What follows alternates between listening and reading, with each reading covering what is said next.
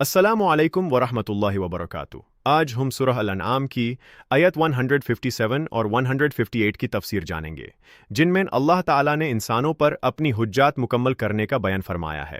اللہ تعالیٰ فرماتے ہیں کہ کہیں لوگ یہ عذر نہ پیش کریں کہ اگر ہم پر بھی آسمانی کتاب نازل ہوتی تو ہم یہودیوں اور عیسائیوں سے زیادہ ہدایت یافتہ ہوتے۔ اس لیے اللہ تعالیٰ نے قرآن مجید نازل فرما دیا جو روشن دلیل، مکمل ہدایت اور سراسر رحمت ہے۔ ان آیت کے نزول کا مقصد یہ تھا کہ اہل مکہ اور تمام انسانوں پر اللہ کی حجت پوری ہو جائے۔ اب کوئی شخص یہ نہیں کہہ سکتا کہ ہمیں حق کا رستہ معلوم نہیں تھا یا ہم تک ہدایت نہیں پہنچی تھی۔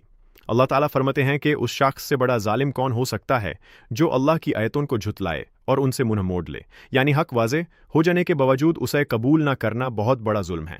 پھر اللہ تعالیٰ خبردار کرتے ہیں کہ جو لوگ مسلسل اللہ کی آیاتوں سے اعراض کرتے رہیں گے ان کے لیے سخت عذاب ہے، کیونکہ انہوں نے جان بوجھ کر حق سے منہ موڑا۔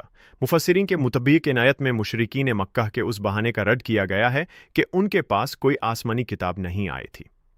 اللہ تعالیٰ نے قرآن نازل کر کے یہ عذر ہمیشہ کے لیے ختم کر دیا۔ آج بھی یہ آیت ہمیں یاد دلاتی ہیں کہ قرآن صرف پڑھنے کے لیے نہیں بلکہ اس پر عمل کرنے کے لیے نازل ہوا ہے۔ جو شخص قرآن سے ہدایت حاصل کرے گا وہ کامیاب ہوگا، اور جو اس سے منہ موڑے گا وہ خود اپنے لیے نقصان کا رستہ اختیار کرے گا۔ اللہ تعالیٰ ہمیں قرآن کریم کو سمجھنے، اس پر عمل کرنے اور دوسروں تک اس کا پیغام پہنچانے کی توفیق عطا فرمائے۔ آمین یا رب العالمین۔